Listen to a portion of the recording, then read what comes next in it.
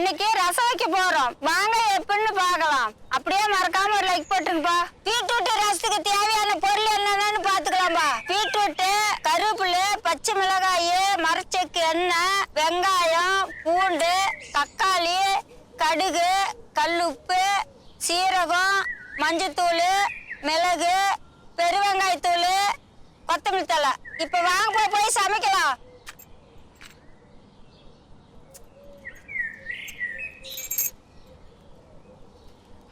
தண்ணியை ஊத்தி பீட்ரூட் வேச்சிக்கலாம்பா.